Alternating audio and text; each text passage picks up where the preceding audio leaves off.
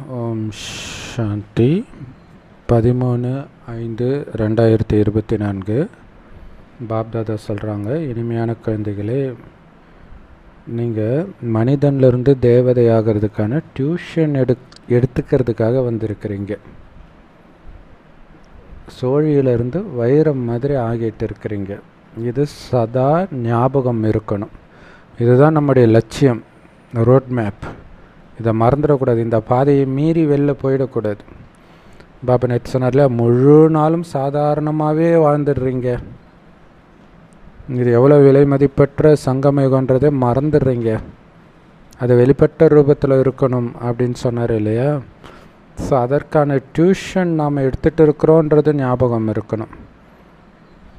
நடைமுறையில் இது வெறும் படிக்கிற விஷயம் இல்லை, நடைமுறையில் அதுவாகவே ஆகிற விஷயம். நான் வைரம் மாதிரி ஆகிட்டு இருக்கிறேன்னா அப்படிங்கிறது சதா ஞாபகம் இருக்கணும். கேள்வி, ஏன் குழந்தைங்களுக்கு இந்த படிப்பில் எந்த செலவும் ஆகிறது கிடையாது?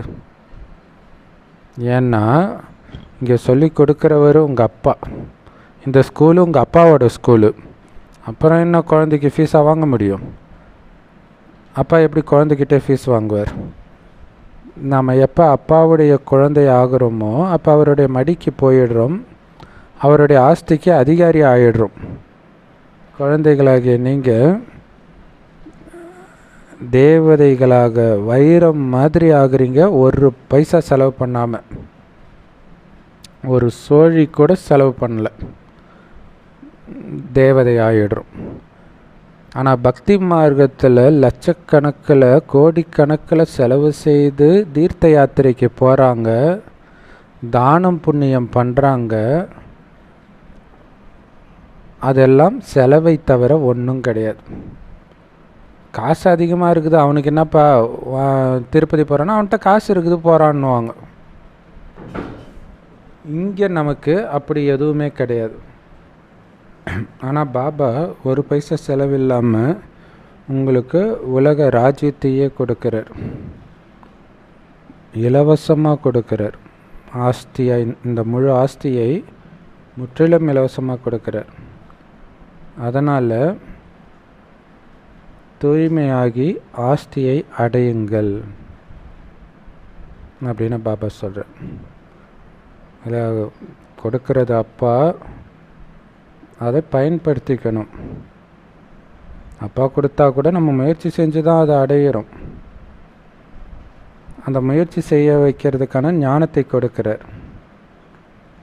அந்த ஞானம் எதுக்கு? தூய்மை ஆகிறதுக்காக. இப்போ தூய்மையாகி முழு ஆஸ்தியை அடையுங்கன்றார். ஓம் சாந்தி. நாம் மாணவர்கள் அப்படின்னு புரிஞ்சுக்கிறோம். ஸோ எதை படிக்கிற மாணவர்கள்? மனிதன்லேருந்து தேவதை ஆகிற படிப்பு. அதுக்கான டியூஷன் நமக்கு கிடைக்கிது. பரமபிதா பரமாத்மாவே நமக்கு டியூஷன் எடுக்கிறார். ஜென்ம ஜென்மத்திற்கு நாம் நம்மை உடம்புனே நினச்சிட்டு இருந்தோம், ஆத்மானே நினைக்கல. பாபா சொல்லுவார் இல்லையா, ஒருத்தனை எரும மாடுன்னு கூப்பிட்டா வீட்டை விட்டு வெளில வேணா, எருமாடால் வெளில வர முடியாது என்னவானோ, நம்பிடுவானோ. அந்த மாதிரி உடம்புன்னு நினச்சி இப்போ நம்பிட்டீங்க, அதிலேருந்து வெளில வர முடியல உங்களால்ன்றார். அரைக்கல்பமாக லௌகிக தந்தை தன்னுடைய குழந்தைய யாராவது வாத்தியார்கிட்ட டியூஷனுக்கு அனுப்புவாங்க, ஏதாவது குருமார்கிட்ட முக்திக்காக அனுப்புவாங்க. அப்பா வயசாயிடுச்சு அப்படின்னா அவருக்கு வானப்பிரஸ்த நிலைக்கு போகணும்னு ஆசை வந்துடும்.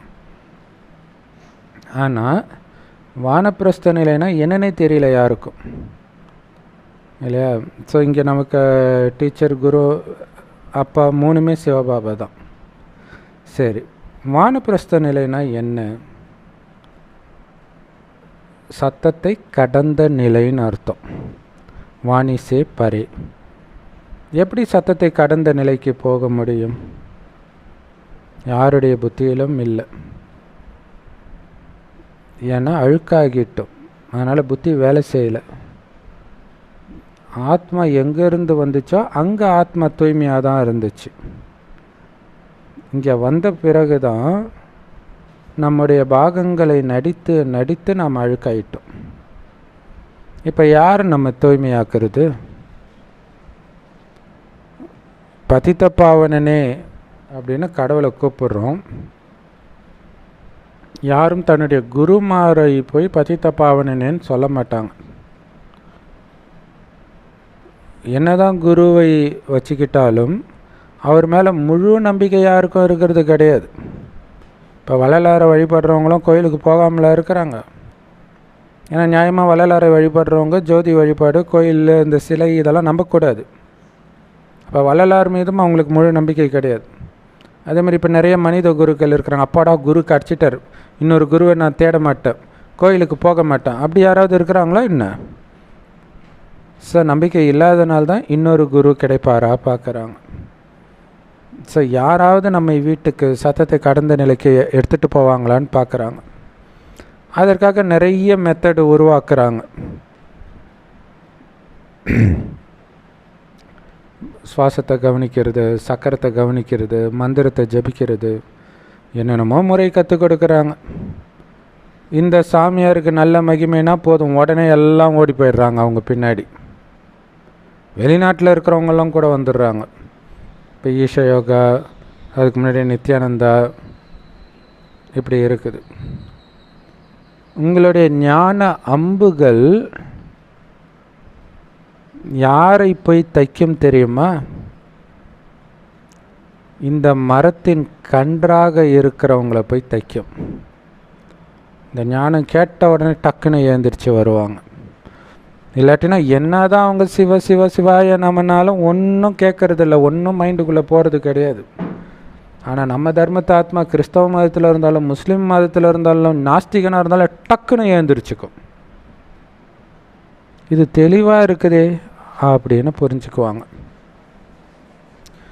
நீங்கள் வானப்பிரஸ்த நிலைக்கு போகிறீங்க, இது ஒன்றும் பெரிய விஷயம் கிடையாது. ஒரு ஆசிரியர் ஸ்கூலில் நடத்துறது சாதாரண விஷயந்தான். பாபா இங்கே நடத்துகிறார். பக்தர்கள் என்ன வேண்டுறாங்க, விரும்புகிறாங்கன்னு யாருக்குமே தெரியாது. பக்தர்களுக்கே தெரியாது. கோயில் கோயிலாக சுற்றுறாங்க, என்ன அவங்களுடைய விருப்பம் கிடையாது. சாமியார்களை கேட்டு பாருங்களா, என்னன்னே தெரியாது. அவங்ககிட்ட தேவதைன்னா இல்லைங்கய்யா, நாங்கள் தேவதையை விட உயர்ந்த நிலையில் இருக்கிறோம், எங்களை டிஸ்டர்ப் பண்ணாதீங்கன்றாங்க. அப்புறம் என்ன சொல்கிறது? ஸோ குழந்தைகளாகிய உங்களுக்கு இந்த நாடக சக்கரத்தை பற்றி முழுசாக தெரிஞ்சுக்கிட்டீங்க. சுயம் தந்தையே உங்களுக்கு ஆஸ்தியை கொடுக்கிறார். முந்தைய கல்பத்தில் எந்த ஆஸ்தியை கொடுத்தாரோ, எந்த சொர்க்கத்தை கொடுத்தாரோ, அதே ஆஸ்தியை மீண்டும் கொடுக்கிறார். மீண்டும் அதே நிலையை நீங்கள் அடைவீங்க. குழந்தைகளாகிய நீங்கள் தான் இதை புரிஞ்சுக்கிறீங்க. இங்கே முக்கியமான விஷயமே அப்பாவை நினைத்து தூய்மையாகிறது தான். அப்பாவை நினைச்சாதான் தூய்மையாக முடியும். எல்லாரும் லௌகீக தந்தையை நினைக்க தான் செய்கிறாங்க. ஆனால் பரலௌகீக தந்தையை பற்றி யாருக்குமே தெரியாது. இப்போ நமக்கு தெரியும்.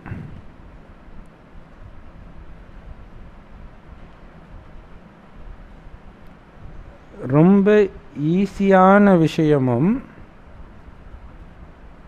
இதே தான், ரொம்ப கஷ்டமான விஷயமும் இதுதான். எது? உங்களை ஆத்மான்னு உணர்ந்து அப்பாவை நினைக்கிறது. ஏன்னா அதை நிரந்தரமாக நினச்சிட்டா தான் நம்ம நாராயணன் ஆகிடுவோமே, சம்பூர்ணம் ஆகிடுவோமே. அப்போ முடியுதா? அதே நேரத்தில் ஹடயோகிகள் பண்ணுறாங்களே, கையை காலம் மடக்கிட்டு சுவாசத்தை வித்தியாசமாக இழுத்துட்டு, அதோடு ஒப்பிடும்போது இது ரொம்ப ரொம்ப ஈஸி. ஜஸ்ட்டு புள்ளியை நினைக்கணும், புள்ளியாக உங்களை உணரணும், அவ்வளோதானே, ரொம்ப ஈஸி. ஆனால் நிரந்தரமாக இந்த நினைவில் இருக்கிறது தான் ரொம்ப ரொம்ப கஷ்டமாக இருக்குது. ஆனால் இதில் மட்டும்தான் பாவம் அழியும். ஆத்மா ஒரு சின்ன நட்சத்திரம், அப்பாவும் ஒரு சின்ன நட்சத்திரமாக தான் இருக்கிறார். என்ன, அப்பா முற்றிலும் தூய்மையான ஆத்மா, ஆனால் அவர் எடுத்திருக்கிற இந்த உடலுக்கு சொந்தக்காரராகிய பிரம்மாவும் முற்றிலும் அழுக்கானவராக இருக்கிறார். ஆனால் யார் முற்றிலும் தூய்மையாக இருக்கிறாரோ அவருடைய சங்கம்தான் உங்களை அக்கறைக்கு அழைச்சிட்டு போகும். அவருடைய தொடர்பு தான். ஸோ அந்த ஒரே ஒருவருடைய தொடர்பு தான் உங்களை தூய்மை ஆக்கும்.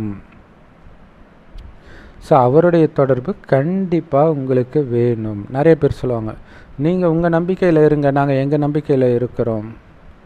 உங்கள் நம்பிக்கையில் இல்லாட்டினா யாருக்கும் நஷ்டம் கிடையாது. ஆனால் இந்த இறைவனை நினைக்கிறத கற்றுக்கலைன்னா உங்களுக்கு தான் மிகப்பெரிய நஷ்டம்.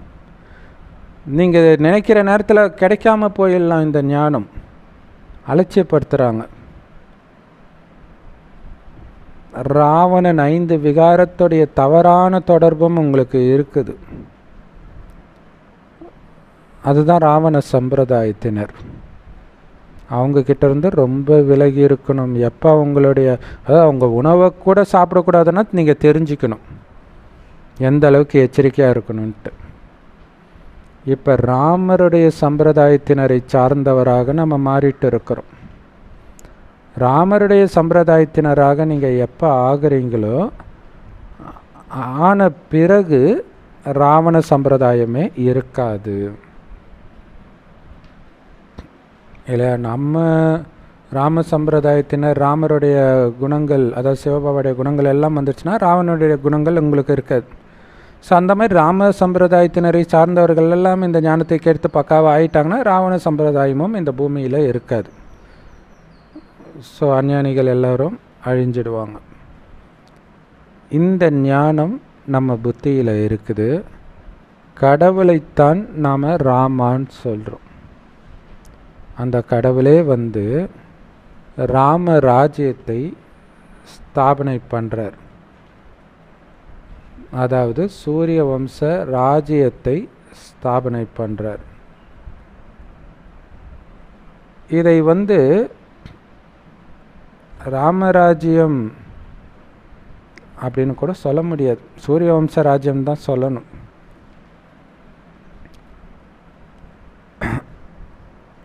ஏன்னா அங்கே இதை ஸ்தாபனை செய்கிறது சிவபாபா, அங்கே ஆட்சி செய்ய போகிறது லக்ஷ்மி நாராயணன் இல்லையா? அந்த லக்ஷ்மி நாராயணனுடைய ராஜ்யத்தை தான் பாபா ஸ்தாபனை பண்ணுறார். அது கலைகள் இழந்த பிறகு அது ராமருடைய ராஜ்யமாக திரேதாயுகத்தில் மாறுது.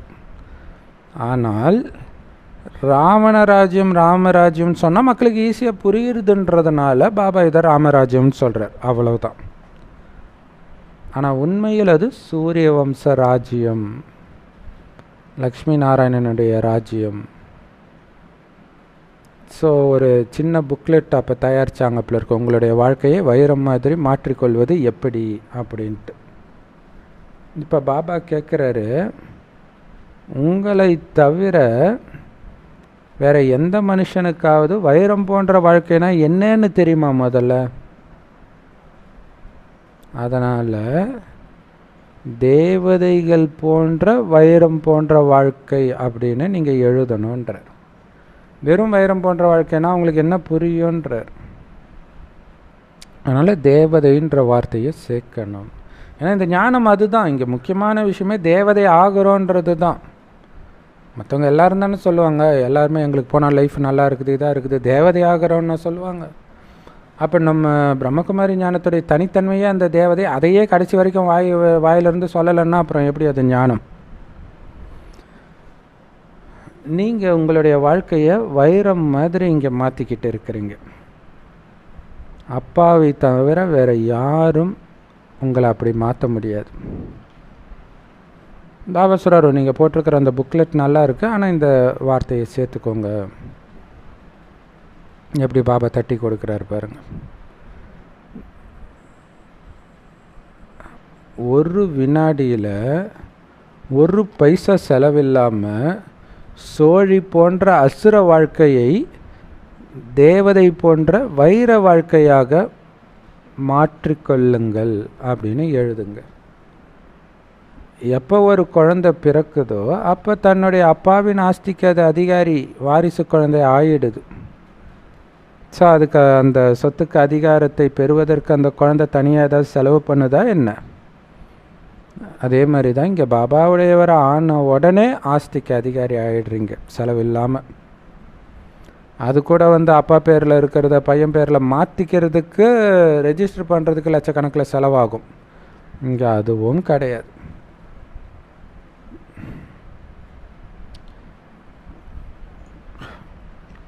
பாபா சொல்கிறாரு, ஸோ தந்தை மடிக்கு போன உடனே தந்தையுடைய ஆஸ்தி குழந்தைக்கு கிடைக்கிது. ஸோ அந்த குழந்தைய வளர்க்குற செலவு எல்லாமே அப்பா தான் பார்த்துக்கிறார், குழந்தை கிடையாது. அதான் பாபா சொல்கிறார், உங்களுக்கு என்ன செலவு இருக்குது? அப்பாவுடையவர் ஆகிறதுக்கு நீங்கள் ஏதாவது செலவு பண்ணுறீங்களா என்ன?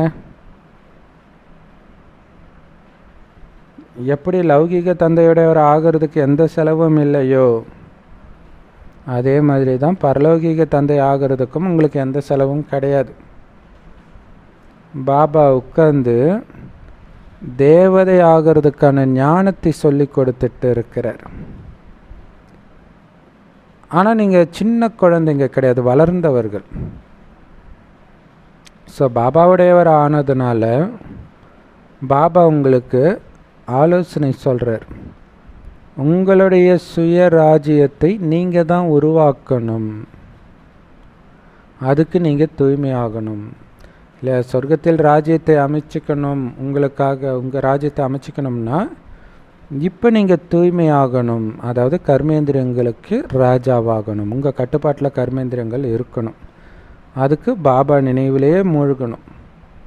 இதில் ஒரு பைசா செலவு பண்ணுறது கிடையாது. மனிதர்கள் கங்கையில் போய் குளிக்கிறதுக்கு போகிறாங்க அல்லது தீர்த்த யாத்திரைக்கு போனால் கூட அதுக்கு செலவு பண்ணுறாங்களே. ஆனால் பாபா மேலே நிச்சய புத்தி வந்தவுடன் உங்களுக்கு ஏதாவது செலவாகுதா என்ன? மனிதர்கள் சென்டருக்கு வராங்க அப்படின்னா எல்லையற்ற தந்தை கிட்ட இருந்து ஆஸ்தி அடையிறதுக்காக அவரை நினைவு பண்ணுங்கன்னு சொல்லுங்க. அவர் நம்முடைய அப்பா, சிவபெருமான் நம்முடைய அப்பா. அந்த அப்பாவே சொல்கிறாரு, என்னிடமிருந்து நீ ஆஸ்தியை அடைய விரும்புகிற அப்படின்னா அழுக்கிலிருந்து தூய்மையாகு.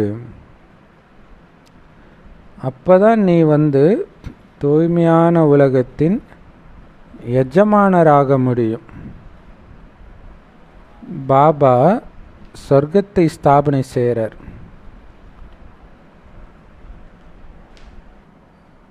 ஸோ புத்திசாலி குழந்தைங்க இதை ஈஸியாக புரிஞ்சுக்குவாங்க. அப்பா நமக்காக சொர்க்கத்தை ஸ்தாபனை பண்ணுறாரு அப்படின்ட்டு. அந்த சொர்க்கத்தையே ஒரு பைசா செலவில்லாமல் அடையிறீங்க. ஆனால் மற்ற படிப்புகளுக்கு எவ்வளவு செலவு பாருங்கள், எல்கேஜிக்கே லட்சக்கணக்கில் செலவு பண்ணுறாங்களாம். ஆனால் இங்கே எந்த விதமான செலவும் கிடையாது. அதில் க்யூவில் நின்றுட்டு இருப்பாங்க எல்கேஜியில் சேர்க்கறதுக்கு. ஒரு வருஷம் முன்னாடியே புக் பண்ணணுமா. அப்படி என்னத்தை எல்கேஜியில் சொல்லி கொடுத்துடுவாங்க. இங்கே என்ன மாதிரி ஞானம், ஒரு பைசா செலவு கிடையாது. எப்போவுமே அட்மிஷன் ஓப்பன்லேயே இருக்குது, ஆட்கள் தான் வர மாட்டுறாங்க. நம்மள தேடி தேடி போய் கொடுக்கறதுனால இதோடைய அருமையும் அவங்களுக்கு தெரிய மாட்டேங்குது.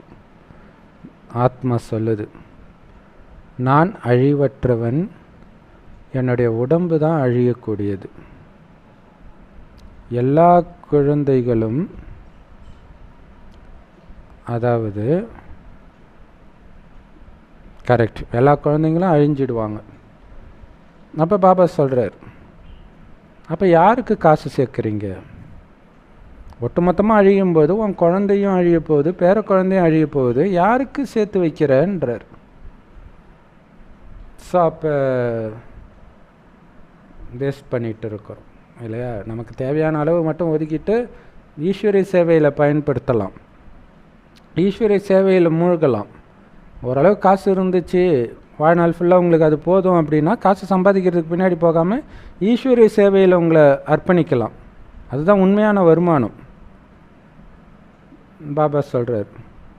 ஸோ உங்களுக்கு ஏதாவது ஐடியா இருக்கும் இல்லையா? ஒருத்தர் பணக்காரராகவே இருந்தாலும்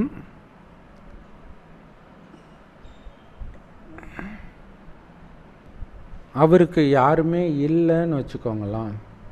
இல்லையா, வாரிசு இல்லாத பணக்காரர்கள் நிறைய பேர் இருக்கிறாங்க. டாட்டா கம்பெனி ஓனருக்கே வாரிசு கிடையாது. ஸோ அப்படிப்பட்டவர் இந்த ஞானத்தை அடைஞ்சார்னா அவர் புரிஞ்சுக்குவார், இந்த நிலையில் அந்த காசை வச்சு நான் என்ன பண்ணணும் அப்படின்ட்டு. படிப்பு தான் வருமானத்தின் ஆதாரம். பாபா அப்ரஹாம் லிங்கனை பற்றி சொல்லியிருக்கிறார். ரொம்ப ஏழை குடும்பத்தில் பிறந்திருப்பார். இரவு நேரம் தெருவிளக்கில் கண்ணு வீழ்ச்சி படிப்பார். அதன் மூலம் நல்ல புத்திசாலியாகி பிரசிடெண்ட்டே ஆயிட்டார். அதுக்கு ஏதாவது அவருக்கு செலவாச்சா? ஒன்றுமே கிடையாது. தெருவிளக்கில் படிச்சிருப்பார், அரசாங்க செலவில் படிச்சிருப்பார். அப்போ அந்த மாதிரி நிறைய ஏழைகள் இருக்கிறாங்க. அவங்கக்கிட்ட இருந்து படிப்புக்காக அரசாங்கம் காசு வாங்கிறது கிடையாது. நிறைய கவர்மெண்ட் ஸ்கூல் இருக்குது தானே. அப்போ எந்த ஃபீஸும் கட்டாமல் அவர் பிரசிடெண்ட்டாக ஆனார். அந்த மாதிரி ஒரு உயர்ந்த பதவி அடைந்தார். அதே மாதிரி தான் இந்த ஈஸ்வரிய அரசாங்கமும் உங்ககிட்ட எந்த ஃபீஸும் வாங்கிறது கிடையாது. ஏன்னா பாபாவுக்கு தெரியும் எல்லோரும் இந்த உலகத்தில் ஏழையாக தான் இருக்கிறாங்கன்ட்டு.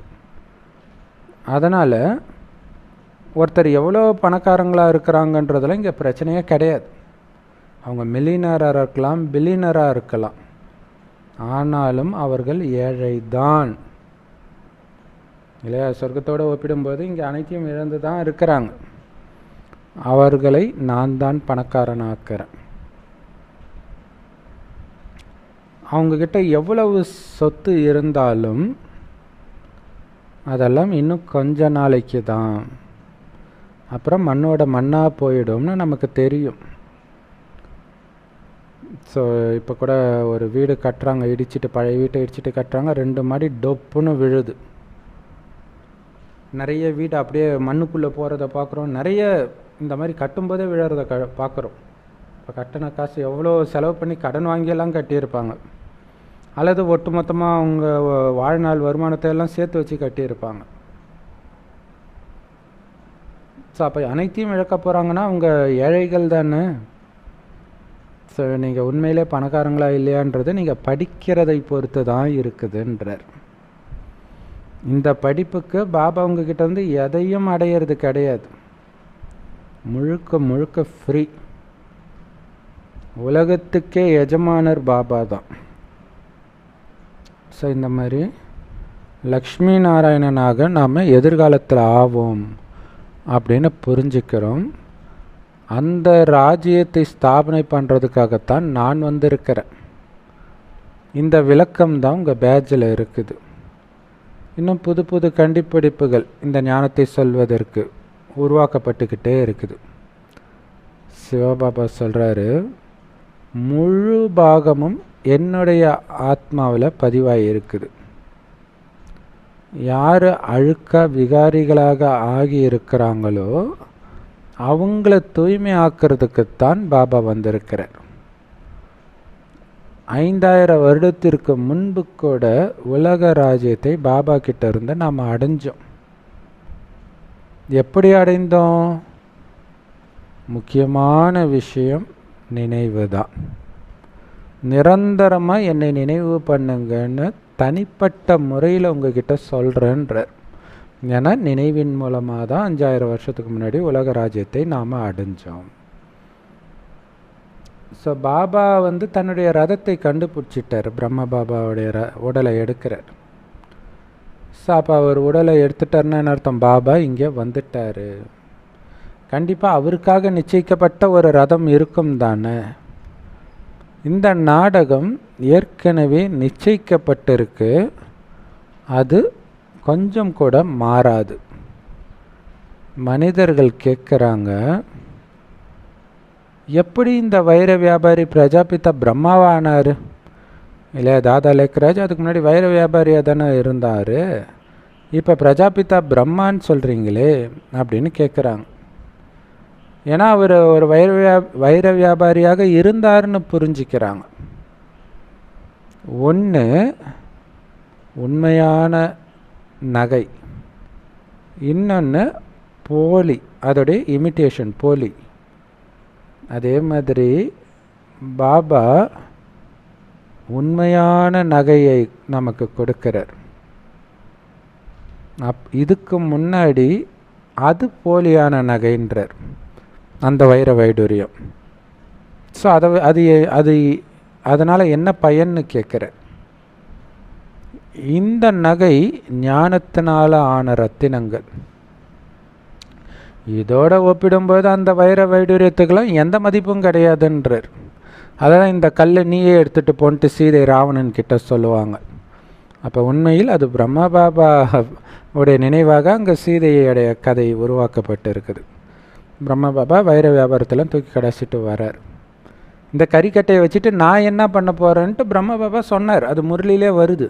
அங்கேயும் சீதை வந்து இந்த கறிக்கட்டையை நீயே எடுத்துகிட்டு போ அப்படின்னு சொல்லுவாங்க.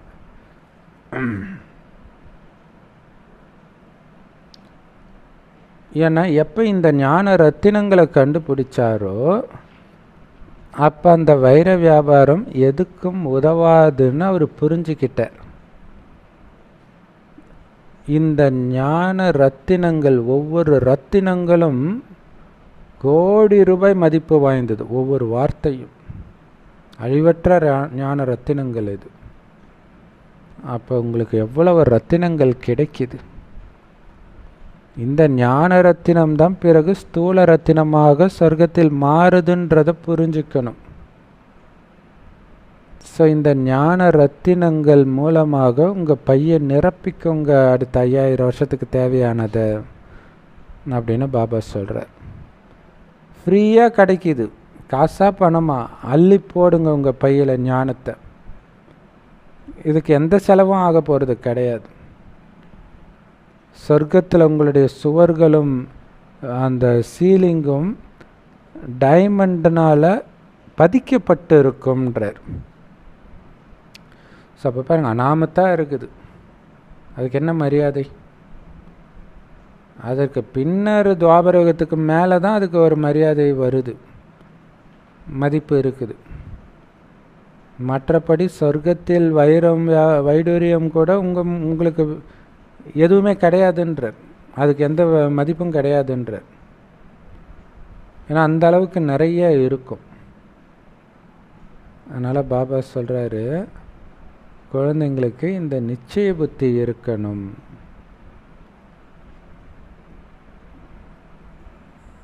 பாபா ரூப்பாகவும் இருக்கிறார், பசந்தாகவும் இருக்கிறார். அதாவது ஞானியாகவும் யோகியாகவும் இருக்கிறார். பாபாவுடைய ரூபம் ரொம்ப ரொம்ப சின்ன ரூபம், கணக்கே தெரியாது. ஆனாலும் அவரைத்தான் ஞான கடல்னு சொல்கிறோம். ஏன்னா அவர் நமக்கு இந்த ஞான ரத்தினங்களை கொடுத்து தான் மிகப்பெரிய பணக்காரராக ஆக்கிறார். ஸோ இந்த ஞான ரத்தினங்கள் அவர்கிட்ட மட்டும் இருக்கிறதுனால தான் அவரை ஞான கடல்னு சொல்கிறோம். ஆனால் இந்த ஞானம் ஒன்றும் அமிர்த மழை அல்லது தண்ணினாலான மழை கிடையாது. இது ஞான மழை. படிப்பில் தண்ணிக்கான விஷயம் எதுவும் கிடையாது. தூய்மை ஆகிறதுக்கு எந்த செலவும் நீங்கள் பண்ண தேவையில்லை. இப்போ உங்களுக்கு ஞானம் கிடைச்சிடுச்சு. பதித்த பாவனர் தான் நம்முடைய ஒரே தந்தைன்னு புரிஞ்சுக்கிறீங்க. உங்களுடைய யோக பலத்தின் மூலமாக தான் நீங்கள் தூய்மையாகிறீங்க. நீங்கள் தூய்மையாகி தூய்மையான உலகத்துக்கு போயிடுவீங்க அப்படின்னு புரிஞ்சுக்கிறீங்க. ஸோ இப்போ இது சரியா அல்லது அது சரியா? உங்களுடைய புத்தி இதில் சிந்தனை பண்ணணும். ஸோ தண்ணி மழையில் குளிக்கிறதுனால தூய்மை ஆவீங்களா, இல்லை ஞான மழையில் குளிக்கிறதுனால தூய்மை ஆவீங்களா அப்படின்னு நீங்களே முடிவு பண்ணிக்கோங்க எது சரின்னு. உங்களுடைய புத்தி இந்த எல்லா விஷயத்தை பற்றியும் சிந்தனை பண்ணணும். கண்டிப்பாக நாடகத்தில் ஒரு பகுதி பக்திக்காக இருக்குது. ஆனால் இப்போ தூய்மையான உலகத்துக்கு போக வேண்டிய நேரம் வந்துடுச்சு. அதனால் நீங்கள் தூய்மை ஆகணும். யார் தூய்மை ஆகுறாங்களோ அவங்க தான் தூய்மையான உலகத்துக்கு போக முடியும். அது ஞானத்தின் மூலமாக தான் சாத்தியம். யார் நம்ம தேவதா மரத்தின் ஒரு பகுதியாக இருக்கிறாங்களோ அவங்க தானாக இங்கே வெளிப்படுவாங்க. மற்றவர்களால் இதை புரிஞ்சிக்க முடியாது. அது நமக்கு தெரியும். அதனால் மல்லு கட்டிட்டு நிற்க மாட்டோம். ஏன்னா அவங்க சேத்திலே மூழ்கி இருப்பாங்க. சில சமயம் இது உண்மைன்னு தெரிஞ்சால் கூட அவங்க ஏற்றுக்க விரும்ப மாட்டாங்க. எனக்கு விட்டுருங்க, நான் ஆல்ரெடி எதில் இருக்கிறேனோ அதிலே நிம்மதியாக இருக்கிறேன், அப்படியே இருந்துட்டு போயிடுறேன், நான் இனிமேல்கிட்ட என்னுடைய நம்பிக்கை மாற்றிக்க விரும்பலைன்னு சொன்னவங்களாம் பார்க்குறோம். ஸோ அவங்களுக்கு அந்த புதக்குழியிலே இருக்கிறதான் பிடிச்சிருக்குது. ஞானத்தை கேட்குறாங்க, இறுதியில் என்ன சொல்கிறாங்க, ஓ பிரபு, இந்த பழைய உலகத்தை புது உலகமாக மாத்திர உங்களுடைய திருவிளையாடலே திருவிளையாடல் அப்படின்னு சொல்கிறாங்க. உங்களுடைய இந்த ஞானம் ரொம்ப நியூஸ் பேப்பரில் வர ஆரம்பிக்கும். குறிப்பாக இதை நீங்கள் கலரில் பிரிண்ட் பண்ணணும், கூடவே எழுதணும். சிவபாபா பிரஜாபிதா பிரம்மா மூலமாக இந்த சொர்க்கத்தின் எஜமானர் லக்ஷ்மி நாராயணனாக நம்மை மாத்துறாருன்னு எழுதுங்க. எப்படி மாத்துறாரு? நினைவு யாத்திரை மூலமாக. நீங்கள் எந்த அளவுக்கு பாபாவை ஒளிப்புள்ளியாக நினைக்கிறீங்களோ உங்கள் ஆத்மாவில் உள்ள அழுக்கெல்லாம் நீங்கிடும் அப்படின்னு எழுதுங்க. லக்ஷ்மி நாராயணன் படத்தை போட்டு அப்படியே ஒரு பக்கம் ஃபுல்லாக லக்ஷ்மி நாராயணன் அப்படியே கலராக இருந்தால் எப்படி இருக்கும்? டக்குன்னு பார்ப்பாங்க இல்லையா? ஸோ இந்த மாதிரிலாம் எழுதுங்கன்னு அப்போவே பாபா ஐடியா கொடுத்துருக்கிறார். ஸோ எங்கே இருந்தாலும் நீங்கள் இந்த பாதையை காட்ட முடியும். என்ன பாதை? தந்தை சொல்கிறாரு, என் ஒருவனை மட்டும் நினைவு செய்தால், உங்களை ஆத்மானு உணர்ந்தால் உங்கள் பாவம் அழிஞ்சிடும் அப்படின்ட்டு. திரும்ப திரும்ப அவங்களுக்கு இதை ஞாபகப்படுத்திக்கிட்டே இருங்க. அவங்களுடைய முகத்தில் ஏதாவது மாற்றம் வருதான்னு பாருங்க. அப்படியே அவங்க கண்களில் கண்ணீர் வருதா பாருங்க. ஸோ அப்படி வந்துச்சுன்னா அவங்க புத்தியில் ஏதோ உட்கார்ந்து இருக்குதுன்னு நம்ம புரிஞ்சுக்கலாம். முதல்ல இந்த ஒரு விஷயத்தை நீங்கள் புரிய வைக்கணும். 5000 வருஷத்துக்கு முன்னாடி பாபா சொன்னார், என் ஒருவனை மட்டும் நினைவு செய்யுங்கன்னு. அவர் 5000 வருஷத்துக்கு முன்னாடி சிவபாபா வந்ததன் காரணமாகத்தான் அவருடைய பிறந்த நாளை சிவராத்திரின்னு கொண்டாடுறாங்க. எதுக்கு வந்தார்? பாரதத்தை சொர்க்கமாக்க வந்தார். சொர்க்கமாக்குறதுக்காகத்தான் என்னை நினைவு பண்ணு, நீ தூய்மை ஆயிடுவ, இந்த உலகமே தூய்மை ஆயிடும், சொர்க்கமாயிடும் சொன்னார். இது சின்ன சின்ன பெண் குழந்தைங்க கூட அழகாக உட்காந்து புரிய வைக்கலாமே. எல்லையற்ற தந்தை சிவபாபா இதை புரிய வைக்கிறார். பாபான்ற வார்த்தை ரொம்ப ரொம்ப இனிமையான வார்த்தை. பாபா மற்றும் ஆஸ்தி இல்லையா? அப்பான்றது அவ்வளோ இனிமையாக இருக்குது வார்த்தை. இப்போ பாருங்களாம், பாபா பெண்களை முன்னுக்கு வச்சாலும், முன்னுக்கு வைக்கிறதுக்கு முன்னாடியே அம்மான்ற வார்த்தைனா அன்பு, இப்படியே நம்ம மைண்டில் ஊறி போனதை பாபா வந்து சொல்கிறாரு, அப்பான்ற வார்த்தை தான் ரொம்ப ரொம்ப இனிமையான வார்த்தைன்றார். ஏன்னா அப்பாவோட ஆஸ்தியும் வருது. ஸோ ரெண்டுமே இனிமையாக இருக்குதுன்றார். இந்த ரெண்டுத்தின் மீது அசைக்க முடியாத நிச்சய புத்தி இருக்கணும் இல்லை? அழியக்கூடிய அப்பா அம்மாவை அவர்களுடைய அழியக்கூடிய சொத்து மேலே அசைக்க முடியாத நம்பிக்கை வச்சு ஒருத்தர் வெட்டிக்கிட்டு முட்டிக்கிட்டு செத்துக்கிட்டு கோர்ட்டு கேஸுன்னு அலைஞ்சிட்டு இருக்கிறாங்க. இங்கே நீங்கள் அப்பாவை நினைச்சாலே உங்களுக்கு கிடைக்குது அப்படின்னா அவர் மேலே எவ்வளோ நம்பிக்கை இருக்கணும். இந்த பள்ளிக்கூடமே மனிதன்லேருந்து உங்களை தேவதை ஆகிறதுக்கான பள்ளிக்கூடம். தேவதைகள் தூய்மையாக தான் இருப்பாங்க. அந்த மாதிரி தூய்மை ஆகிறதுக்காகத்தான் பாபா சொல்கிறாரு, உங்களை ஆத்மான்னு உணர்ந்து என்னை நினைவு செஞ்சுக்கிட்டே இருங்க. இதுதான் மன்மனாபவ மகாமந்திரத்துடைய அர்த்தம். கீதையில் இந்த வார்த்தை இருக்குது. இதுக்கு முன்னாடி நீங்கள் கேட்டதில்லைனாலும் பாபா இப்போ சொல்கிறார் மன்மனாபவ. ஏன் அவரை நினைக்கணும் அப்படின்னா, அவர் மட்டும்தான் பதித்த பாவனர். அவரை நினைத்தால் மட்டும்தான் உங்கள் ஆத்மாவில் இருக்கிற அழுக்கு நீங்கும். நீங்கள் சதவ பிரதானமாக ஆகிடுவீங்க. ஸோ ஆத்மாவில் துருவே இல்லை, பரிசுத்தமாக இருக்குன்னா அதான் சதவ பிரதானம். துரு வந்துடுச்சுன்னா தம பிரதானம். இப்போ அந்த துரு நீங்கிறதுக்காகத்தான் ஆத்மான்னு வந்து பாபாவை நினைவு செஞ்சுக்கிட்டே இருக்கிறோம். அதில் தான் முயற்சி இருக்குது. அதன் மூலம் சதப்பிரதானம் ஆகும். எல்லோருமே இந்த ஞானத்தை கேட்டுட்டு இது ரொம்ப நல்லா இருக்குது, முதல் தரமான ஞானம் அப்படின்னு சொன்னால் கூட உண்மையிலே பாரதத்தின் பழமையான யோகம் இதுன்னு யாருக்கும் தெரியறதில்லை. தூய்மையாகிறத பற்றி அவங்கக்கிட்ட சொல்லும் பொழுதும் அவங்க புரிஞ்சுக்கிறது கிடையாது இல்லையா. ஆரம்பத்தில் மனிதர்கள் தூய்மையாக இருந்தாங்களே, இந்த யோகத்தின் மூலமாக தான் தூய்மை ஆனாங்கன்றதை அவங்க புரிஞ்சுக்கிறது கிடையாது.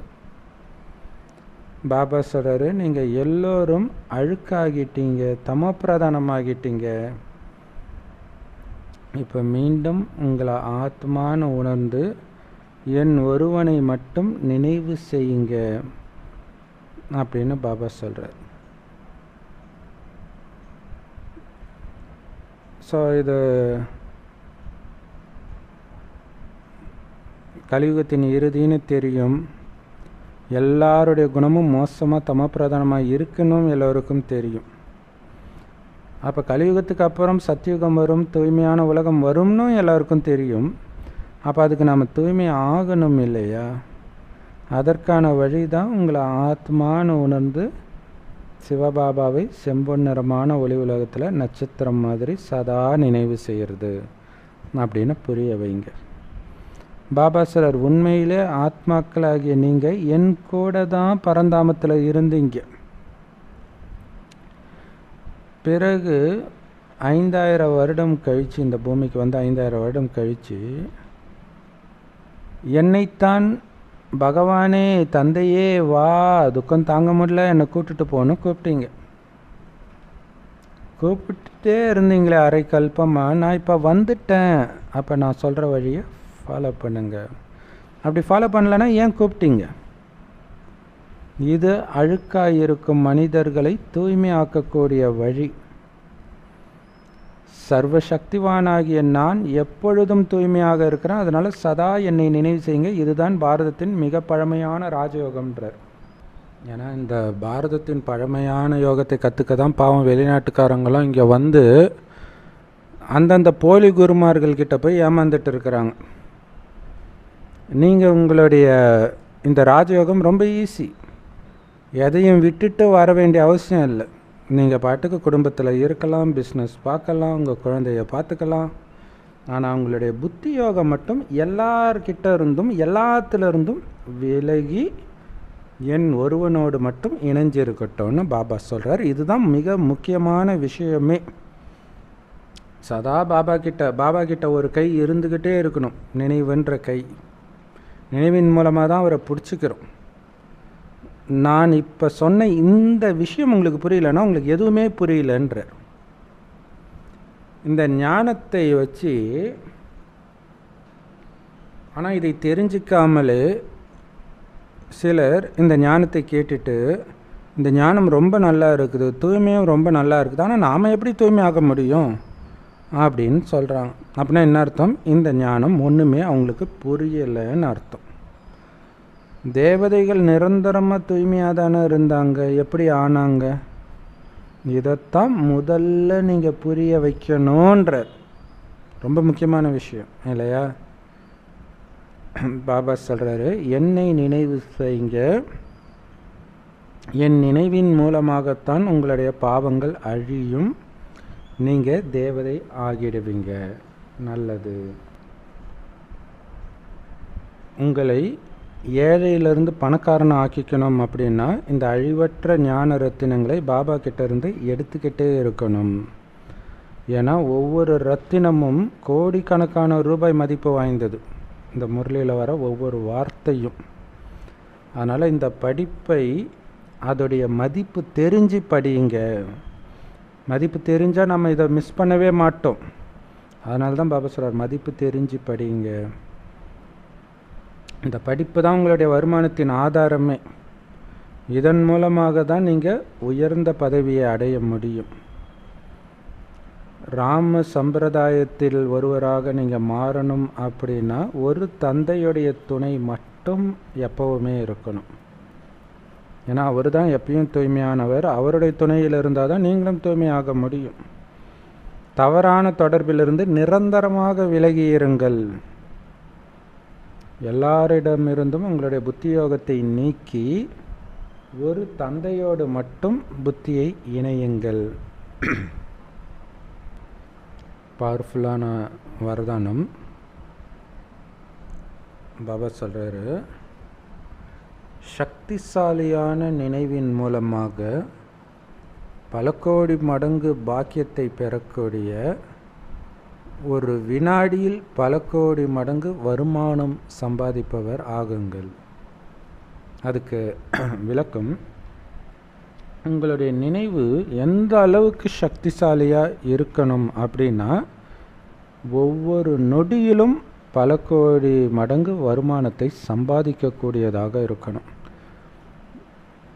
ஏன்னா ஒரு நொடியில் அவ்வளோ வருமானம் ஆகும். அப்போ அது சக்திசாலியாக இருக்கணும் அந்த நினைவு. அது ரொம்ப முக்கியம். ஸோ அப்படி யார் ஒவ்வொரு அடியிலும் பல கோடி மடங்கு சம்பாதிக்கிறாங்களோ அவங்க எத்தனை பல கோடி மடங்கு சம்பாதிச்சு சேர்த்து வச்சுருப்பாங்கன்னு யோசிச்சு பாருங்கள். அதனால தான் அவங்கள பல பல பல பல கோடானு கோடி மடங்கு பாக்கியசாலின்னு சொல்லப்படுது. அந்த மாதிரி சம்பாதிக்கிறவங்களுடைய முகம் எப்படி ஜொலிக்கும் இல்லையா? பணக்காரங்களுடைய முகம்லாம் ஜொலிக்கிறத நம்மளால் பார்க்க முடியும். அந்த ஒரு போதை இருக்கும். அதை தான் பாபா சொல்கிறார், சூக்ஷ்மமாக இருக்கிறதுனால அது உங்களுக்கு தெரிய மாட்டேங்குது. அப்போ நான் ஒரு வினாடியும் அதை பாபாவை நினைக்க நினைக்க புள்ளி வைக்க வைக்க பல ஜீரோ சேர்ந்துக்கிட்டே போகுது. 10, 100, 1000, லட்சம், கோடின்ட்டு போய்கிட்டே இருக்குது. இந்த அளவுக்கு ஒவ்வொரு நொடியும் சம்பாதிச்சுட்டு இருக்கிறன்ற போதை உங்கள் முகத்தில் தெரிஞ்சுக்கிட்டே இருக்கட்டும்ன்றார். இதுதான் உண்மையில் ஆன்மீக போதை. ஆன்மீக வருமானத்தை ஞாபகம் வச்சுக்கிறதுனால வர போதை. ஸோ அந்த ஆன்மீக போதையும் சந்தோஷமும் எப்படி இருக்கணும் அப்படின்னா உங்களை பார்த்தாலே தனியாக தெரியணும் மக்களுக்குன்ற மாதிரி வரதானம் இல்லையா? ஸ்லோகன். இந்த நாடகத்தில் நடக்கும் அனைத்தும் மிகப்பெரிய நன்மை உள்ளடங்கியது. அது எவ்வளோ மோசமான விஷயம் மாதிரி இருக்கும், ஆனால் அதில் கண்டிப்பாக மிகப்பெரிய நன்மை இருக்கும். அப்படிங்கிறது சதா ஞாபகம் வச்சுக்கிட்டு கவலையற்ற மகாராஜா ஆகுங்கள். சமசூப்பரான ஸ்லோகனம் கூட இல்லையா? கண்டிப்பாக இதில் நன்மை இருக்குதுன்னு அப்படின்னா நான் ஏன் கவலைப்படணும்? டாக்டர் ஊசி போடும்போது வலிக்குது, ஆனால் இருக்கிற நோய் மொத்தமாக போகுது. அந்த மாதிரி தான் உடல் நோயாக இருக்கட்டும், மனிதர்கள் மூலம் வர பிரச்சனை, நிந்தனை, எல்லாத்தினாலையும் மிகப்பெரிய பாவம் உங்களை விட்டு போகுது. நேற்று முரளியில் சொன்னார், உங்கள் தலையிலேருந்து 10 கிலோ சுமையில் 4 கிலோ இறக்கி வச்சா நீங்கள் சந்தோஷம் தானே படணும். துக்கம் கொடுக்கறதெல்லாம் உங்களுடைய அந்த சுமையை இறக்கி வைக்கிதுன்றதை புரிஞ்சுக்கோங்கன்றார். ஸோ அதனால் இதை ஞாபகம் வச்சுட்டு கவலையற்ற மகாராஜாவாக இருங்க அப்படின்னு பாபா சொல்கிறார். ஓம் சாந்தி. Love you Bapdada. Thank you Bapdada. குஷியாக இருங்க, குளிர்ச்சியாக இருங்க.